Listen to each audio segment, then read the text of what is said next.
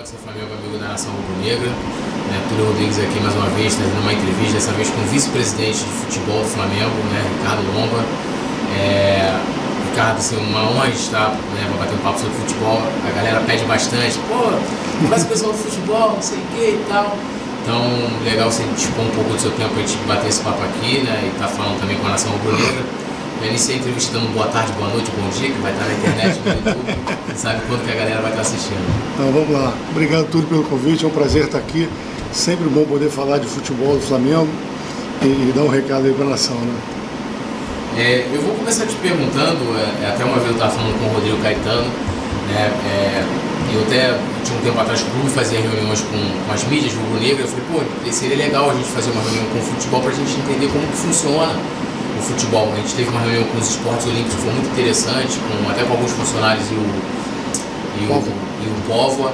E a gente teve um outro entendimento de como funcionavam os esportes olímpicos, os patrocínios, aquela coisa toda, muito bacana essa reunião. E a gente sempre queria uma reunião desse tipo de futebol, não para questionar, mas para entender.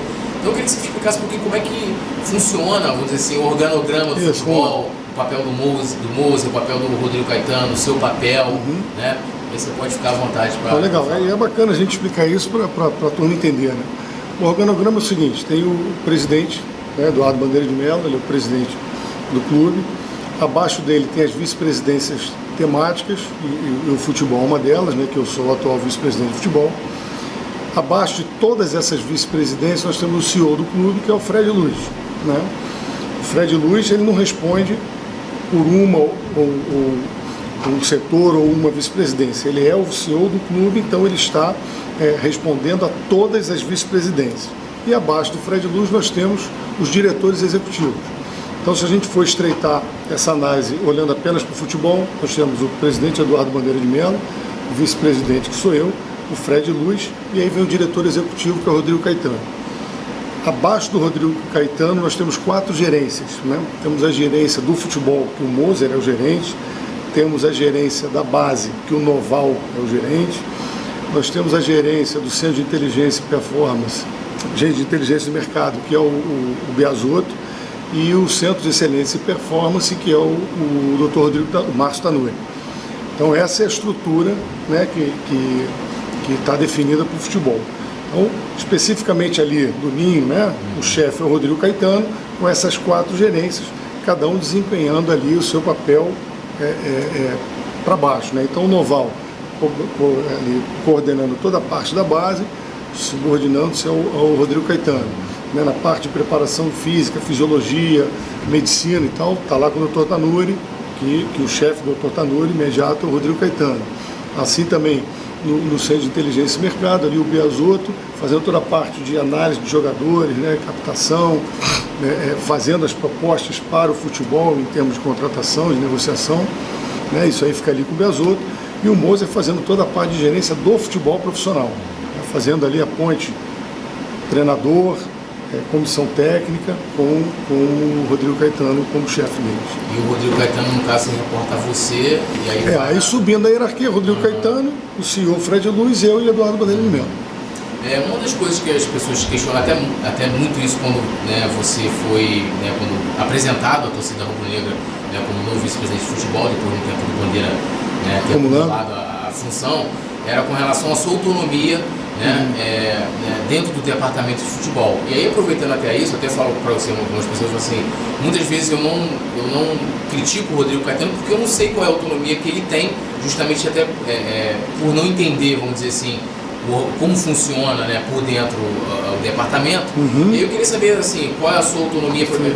Vou usar um exemplo assim, básico, por exemplo, ela tem uma contratação para fazer, sei lá, o Rodrigo Caetano mapeou o centro de inteligência, como é que faz? Fala com você, fala com o Moser, aí fala com o Fred, como é que é isso, a autonomia de cada um? Primeiro deixa eu só, assim, eu te dar os parabéns aqui para todos ouvirem, verem, que eu acho que a crítica tem que ser nesse sentido. Se eu conheço, eu posso analisar os dados e criticar. Como eu não conheço, fica difícil criticar. Então, eu acho que é por aí.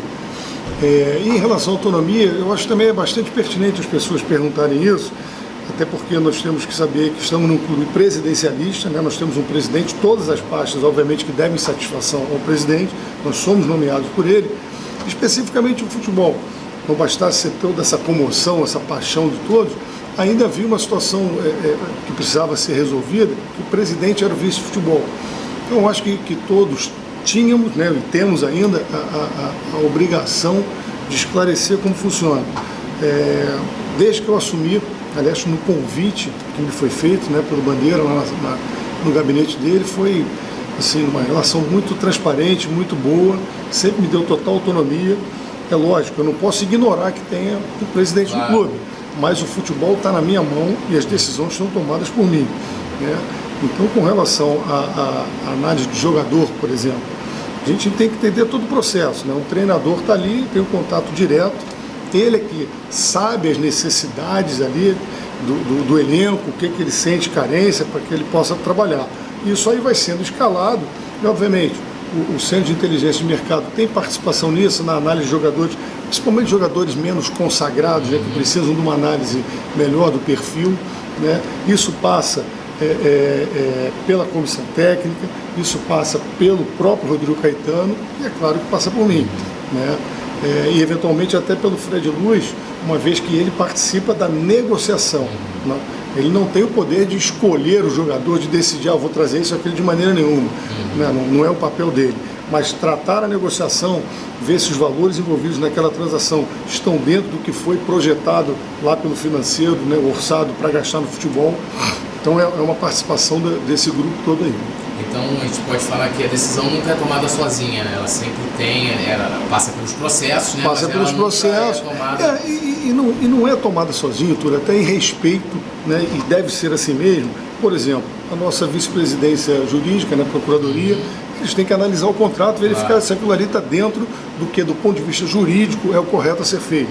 Nós temos que respeitar o orçamento, então a gente tem que ouvir a vice-presidência de finanças, né? E por aí vai. Então é uma decisão que, em uma medida, é colegiada. Agora, a escolha do atleta, isso aí fica distrito ao campo do futebol e a gente que decide por ali. Agora eu vou fazer uma pergunta para você. Antes eu vou até fazer uma observação, são críticas que eu faço, né? Por exemplo, o Carpegiani, ele veio contratado, né, inicialmente para ser um coordenador do futebol, e aí depois, pela questão do Rueda, ele acabou, né, virando treinador. E aí muitas pessoas dizem que é por causa da ligação dele com o Caetano e tal, não sei o que, essa questão toda, que eles têm uma ligação de longa data, é a questão deles, pessoal. E aí eu queria saber se você concorda hoje com o atual modelo de gestão do departamento de futebol. Eu até falo, já falei isso em alguns vídeos também, que pra mim acho que o problema, não estou dizendo que está tudo ruim, tá? Eu estou falando assim que muitas vezes pode ser o modelo de gestão do futebol do Flamengo, que eu particularmente, eu não sei, por exemplo, como é que funcionava a fundo, por exemplo, na gestão, sei lá, do Márcio Braga, mas eu não consigo ver muita diferença, vamos dizer assim, numa gestão de crise, muitas vezes em apostas. Eu não vejo muita diferença no lance de contratação. Tem contratações assim que aí teria que ser um papo de sei quantas horas, que eu acho que não justifica, mas é uma questão minha de torcedor também, né? Por isso que é legal estar sempre conversando com vocês para entender. Sim. Então eu queria que você fizesse uma avaliação no departamento de futebol, se você acha que deve mudar alguma coisa, se você mudaria. Túlio, vamos lá. Apenas fazendo, assim como você fez, eu também quero fazer uma observação. Eu sou torcedor. Eu estou por um período como vice-presidente de futebol, mas eu sou torcedor e a minha função principal é essa. Aliás, é onde eu desempenho o meu melhor papel, é sendo torcedor. Mas depois que a gente tem essa missão aí de estar na vice-presidência, você começa também a analisar com outros olhos, porque não basta ser só na paixão, né? A gente tem que analisar outros contextos. Então vamos lá. Contratação de jogador, a gente tenta ao máximo minimizar o risco. Como é que você faz isso? Você busca jogadores que de fato apresentam um belo rendimento, mas você está sempre olhando para trás, né? O que ele fez até hoje, histórico de contusões, personalidade, ele consegue envergar a camisa do Flamengo e corresponder e tal. Só que eventualmente você faz toda essa análise e o jogador não consegue ter uma performance interessante.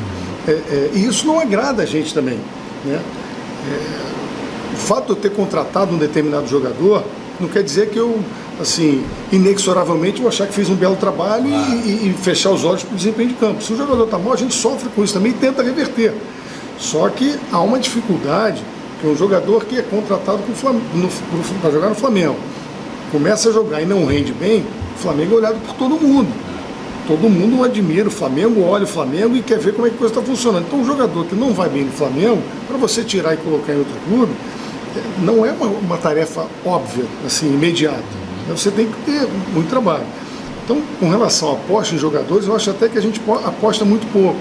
Né? Se a gente for reparar, esse ano, nós trouxemos o Júlio César num projeto especial, né? Um reconhecimento a um ídolo, né? Para uma proposta de encerrar a carreira no clube que o projetou.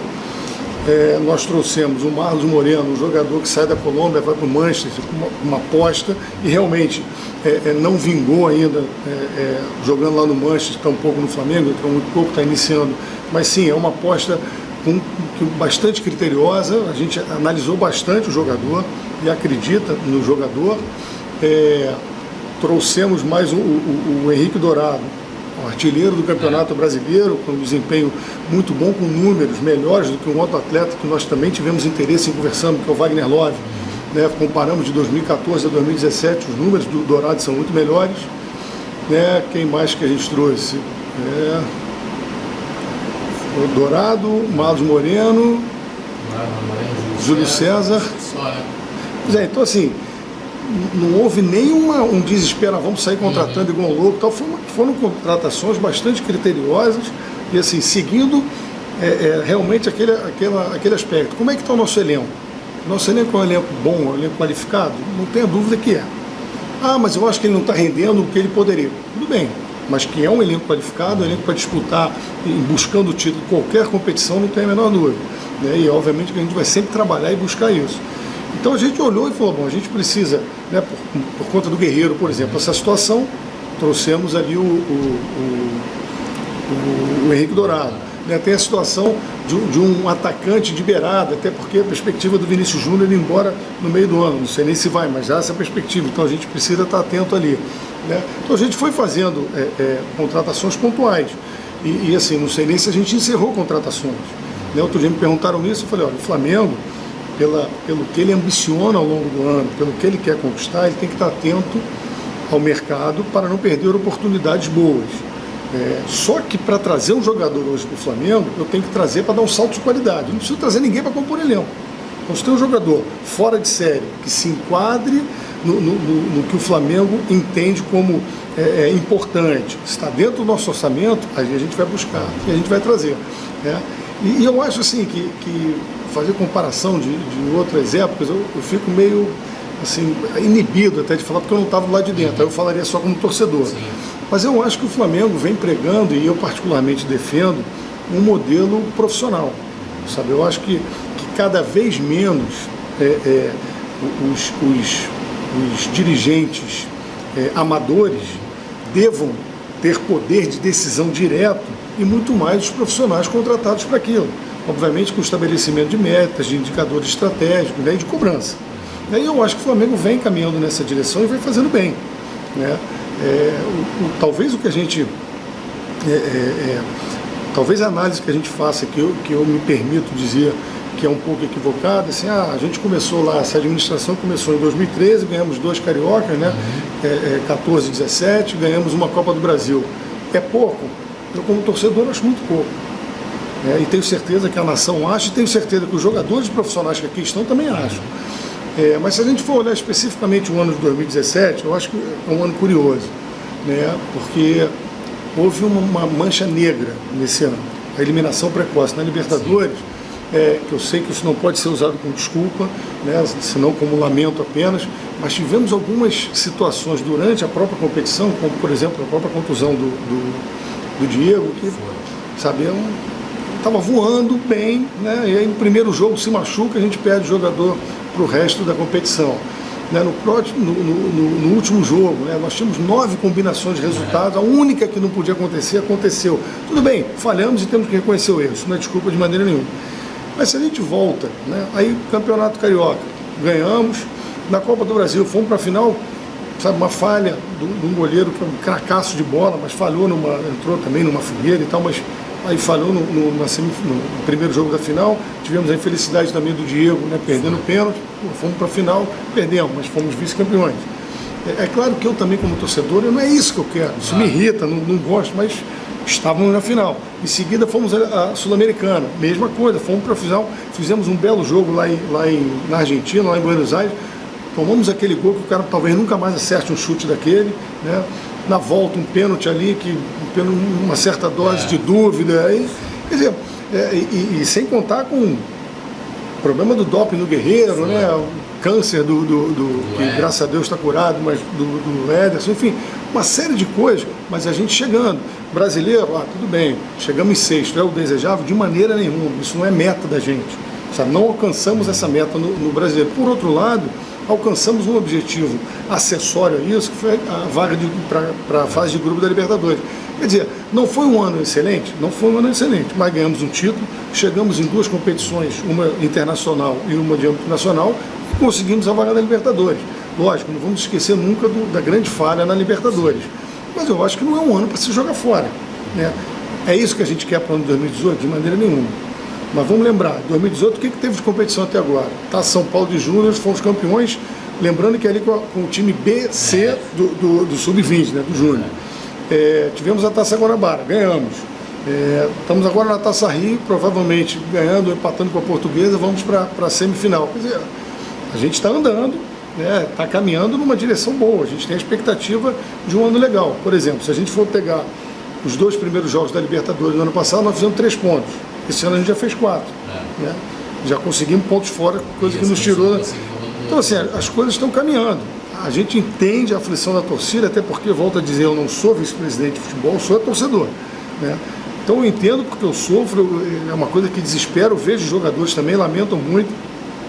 A estreia, por exemplo, da Libertadores, né? A gente foi muito criticado, né? Pô, empataram com o River. Gente, vamos lá, estreia da Libertadores. Qualquer estreia é um jogo um pouco mais complicado do que o restante. Estreamos num estádio vazio. Túlio, é assustador você estar num jogo de futebol no estádio vazio. É impressionante. Conversei com vários jogadores no vestiário, conversei com o Paulo César Carpegiani, ninguém nunca tinha passado por uma situação dessa, é fúnebre, né? Então tivemos esse agravante. O adversário não é um time da 3ª divisão, tricampeão da Libertadores, um time que merece nosso respeito. Nós tivemos o primeiro gol deles, um impedimento escandaloso. O Hever, numa cabeçada, cabeceou, o rapaz tirou com a mão, quer dizer, um pênalti não marcado. Então, assim, não era um resultado desejável, claro que não era isso que a gente queria, mas não dá para você falar, estreamos pessimamente na Libertadores, já vamos ser eliminados, já vi que a gente só vai correr atrás de Carioca. Eu acho que precisa de um pouco mais assim, sabe, e aí eu faço um convite à torcida do Flamengo, né? Vamos acreditar um pouco mais, sabe? Vamos tentar dar um crédito, sabe? Vamos apostar, porque assim, o que a torcida quer, tenho certeza que é o que os jogadores querem, é o que a comissão técnica quer, que os dirigentes querem, sabe? Então a gente só precisa assim, fazer essa união de novo, sabe? Se conectar de novo e acreditar no Flamengo que a gente vai conseguir. Eu acho que a torcida passa por um momento, até mesmo muito pela questão da Libertadores, tá? Desde a última vez que a gente teve uma campanha considerável foi em 2010, né? Depois a gente foi eliminado. Desculpa te interromper, mas é aquela história. Quando a gente também fala assim, ano passado foi um vexame na Libertadores, e eu comungo disso, acho que foi um vexame. Esse ano já começou empatando, então já não vamos ganhar mais nada. Dá a impressão, inclusive, que nós ganhamos a Libertadores a toda hora, né? Temos que lembrar que ganhamos lá em 81 com um time extraordinário, né? Maravilhoso. E depois disso, em nenhum momento a gente pode até falar, talvez um ou outro, fizemos uma boa Libertadores, sabe?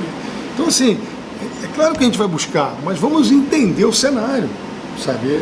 Vamos dar um pouquinho de crédito. Eu tenho certeza que a gente vai conseguir fazer essa união de novo. Até a minha pergunta, você falou um pouquinho desse lance das contratações, né? Porque a torcida se acostumou um pouco ano passado, vamos botar de 2015 para cá, o Flamengo vem fazendo vultuosos investimentos ano a ano, e a gente iniciou esse ano, né, como você colocou, com contratações assim, super pontuais, né? O próprio Marlos, o Júlio César, e isso está dentro do planejamento ou foi por falta de recurso? Isso está dentro de uma função, a gente precisa, nesse primeiro momento, né, que é nesse primeiro semestre de fazer de grandes contratações, até como você falou, de jogadores que vão chegar e vão elevar o patamar nesse momento, mas a gente vai fazer contratações pontuais porque está dentro do planejamento, porque falta grana mesmo. Não, vamos lá. E só para dar os créditos também, foi um esquecimento meu. temos que considerar também os jogadores que subiram do Júnior, né, que estão sendo muito bem aproveitados, e também dos que voltaram de empréstimo, né? Caso aí do Jonas, que vem fazendo excelentes partidas, né? O próprio Ronaldo, que também voltou, enfim, só para a gente considerar o elenco. De fato, no meio do ano passado, nós fizemos investimentos importantes no futebol. E talvez, assim, a gente tenha atingido um nível que, olha, o nível está muito bom de investimento. O que a gente precisa é ajustar as contratações, porque eventualmente a gente gastou dinheiro em jogadores que não performaram e por algumas razões, inclusive. Se a gente for pegar, por exemplo, Giovani e Everton Ribeiro, vieram de campeonatos com níveis mais baixos de exigência e não tiveram férias, nem emendaram, quer dizer, há um processo de readaptação, de condicionamento físico, aquela história toda, que a gente aposta bastante esse ano que eles venham a desempenhar um belo futebol. Mas então, em função do que aconteceu no ano passado, eu acho que a gente chegou num teto interessante de investimento. E o que foi acordado com o financeiro, ao qual eu respeito e acho que deva ser assim, olha, vamos fazer o seguinte, o grau de investimento já está muito bom, vamos trabalhar então em trocas, sabe? Não vamos injetar dinheiro. Então o que aconteceu? O que eu precisava de verba para apostar em jogadores, eu tinha que me desfazer de algum naquela proporção. Se eu preciso de 10 milhões, tá bom, desonera 10 milhões. E foi esse trabalho que a gente fez e que vem fazendo, né, na tentativa de realmente capacitar mais o elenco que a gente tem. É por isso que a gente não fez, mas repito, eu acho que para trazer jogadores para o Flamengo tem que ser jogador. Ou você tem uma necessidade flagrante, né, por alguma contusão e que você não possa contar com o jogador, ou então tem que ser jogador para agregar. Sabe? Não precisamos de jogador para compor elenco. Por essas duas razões, né? Empréstimos e pessoal que veio da base e as pessoas que lá estão, que eu acho que dão conta do recado. Até falando um pouquinho mais do Marlos, né? Até a torcida criou uma expectativa, né, em cima dele, e ele vem sendo pouco aproveitado. Não sei se é uma fase, não sei se é de adaptação, ele agora teve a questão da filha que nasceu, né? Mas ele antes já não estava nem sendo relacionado com as partidas. O que acontece com... Não, vamos lá, o Marlos, e assim, isso aconteceu com o Neymar, né? Quando foi lá para a Espanha. Há um processo de adaptação que é até muito mais extra-campo, sabe? Língua nova, clima novo, lugar novo, assim, parceiros novos, quer dizer, né, companheiro. Ele é muito jovem e assim, acanhado, sabe? É o perfil mais introvertido. E aí teve essa história da esposa, teve neném, 15 dias de filho nasceu, você não conhecia teu filho, não. E aí, até aproveitando o espaço aí, peço licença para... Poxa, eu ouvi muita crítica, que a gente levou ele lá para Volta Redonda e ele não entrou em campo. Né? Não foi nem relacionado, que absurdo. O cara tinha feito treinamento, levou uma pancada, não estava conseguindo se mexer direito, com problema nas costas. E aí que eu volto àquela história da crítica. É legítimo criticar. Mas, vamos apurar um pouquinho as coisas para poder criticar com alguma densidade, porque se não é crítica, é pela crítica. E assim, a gente só fica levando pancada e... Enfim, ele foi para lá, mas não pôde jogar por quê? Porque não conseguia andar. Então, não dava para jogar. Mas ele vem treinando bem, e aí, questão do aproveitamento, né? Me fizeram essa pergunta também acerca do Ronaldo. Voltou, se apresentou, está bem fisicamente, voltou a treinar normal, teve uma contusão, mas voltou a treinar normal, e ele ficou com a opção do treinador. Realmente, o aproveitar ou não, eu prefiro que o Paulo fale, né, e deixar para o treinador. Em entrevista recente, né, o Rodrigo Caetano disse que, né, ele não disse que estava fechada a equipe, mas que ele estava satisfeito com o que o Flamengo tem hoje, vamos dizer assim, para o primeiro semestre, né?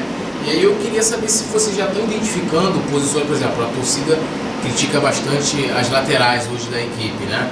Se vocês já estão identificando quais são, assim, as prioridades, já assim, de repente lá no segundo semestre a gente vai precisar de contratar aqui, vocês já estão identificando isso? Vocês concordam de que as laterais... Eu concordo com uma coisa, assim, torcida, e aí é lógico que eu me refiro à torcida do Flamengo, precisa de Cristos, né? Nós tínhamos no ano passado alguns Cristos, e em funções não dando satisfação à torcida, né? Claro. Mas em função de percepções nossas e oportunidade para os jogadores também, negociamos alguns desses que eram, né, apareciam e ouviam vaias, né? Aí agora resolveram pegar no pé, né, nos pés dos nossos laterais. Respeito, acho que faz parte, a torcida tem todo o direito de se expor, né, enfim, de reclamar da maneira que quiser. Agora, o que eu gostaria de falar, dar o recado para a torcida, é que a gente trabalha ali todo dia, a gente observa todo dia, a gente observa como a torcida observa também. Mas como eu disse, eu não preciso, a torcida está pegando no pé do lateral, então eu vou trazer um lateral para dar satisfação para a torcida. Não é assim que se trabalha, sabe? Num ambiente que se quer ter os melhores, quer ter um ambiente profissional, que busque resultados, que busque título, a gente tem que buscar jogadores que venham a trazer qualidade. Eu trago fulano de tal para dar um salto de qualidade naquela posição e, consequentemente, elevar o Flamengo a um estágio superior. Quando a gente perceber isso, é claro que a gente vai negociar. O problema é que a gente, por hora, não viu. Agora, respondendo diretamente a sua pergunta, as contratações se encerraram? Não sei. Se aparecer jogador que venha com essas características, nós vamos contratar. Se não aparecer, aí a gente não contrata. Até continuando falando um pouco de lateral, o Flamengo no início do ano, segundo saiu a imprensa, está praticamente fechado com o Zeca, e houve a questão do jurídico falar que não era seguro, né, fechar naquelas condições, inclusive as condições que ele está hoje, né? Um imbróglio judicial com o Santos, uma liminar que pode, né, ser derrubada a qualquer momento, tanto que o Corinthians, que também estava praticamente fechado com ele, voltou atrás, o Girona também não quis arriscar, e saiu depois, logo depois da situação do Corinthians, que o Flamengo havia voltado a conversar com o Zeca, não só com o Zeca, mas com o Santos, né, indo negociar diretamente com o clube. Isso procede de alguma forma? O Zeca é um desses jogadores que eu acho que traz salto de qualidade para qualquer equipe. É um jogador jovem, joga nas duas laterais, seleção olímpica, campeão olímpico. É um jogador que, indubitavelmente, é acima da média. Fomos conversar com ele, conversamos com o procurador dele. Realmente o Flamengo estava certo com o jogador, certo com o agente, só que numa análise jurídica, né, como eu falei no início, há toda essa participação e deve existir, porque nesse caso, inclusive, mais um belo trabalho aí, um agradecimento aí ao Flávio William, ao Bernardo e à equipe do jurídico, porque foi feita uma análise e eu pessoalmente me envolvi nisso, porque eu acho um excelente jogador e queria, conversei algumas vezes com o Flávio se não havia alternativa, assim, assado, e por fim chegamos à conclusão que o risco era muito grande, então saímos do negócio. Bom, o risco provou-se tão grande, né, que isso aí foi no final do ano passado, e já passou aí alguns clubes, inclusive lá mandava para o Estoril para ir para o Girona e tal, não conseguiu. O Corinthians veio com toda a sede ao pote, fez exames e tal, e também não fechou. O Palmeiras também chegou também sondou. Enfim, mas é um jogador que de fato estava naquele perfil que a gente gostaria de trazer.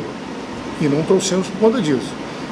Obviamente, como o imbróglio entre o Santos e o jogador, se o jogador e Santos conseguem entrar no acordo, o Flamengo pode retomar as negociações. Mais uma vez, desde que superada a questão jurídica, aí a gente vai na nossa vice-presidência de finanças e conversa tudo do aspecto financeiro. Há fluxo para a gente pagar, para a gente honrar esse compromisso, porque se não tiver, a gente também não vai trazer. Né? Se existir essa possibilidade, um aval do jurídico, o aval do financeiro, aí eu te garanto que do ponto de vista esportivo, do futebol, sem dúvida que viria. Mas há conversas hoje, tipo, o Flamengo, porque ainda não. Seria um fato novo o Flamengo procurar o clube, né, sim, o Santos, sim. Né, não tem conversa. Ainda não, o que não significa que as portas estejam fechadas. Claro. Né?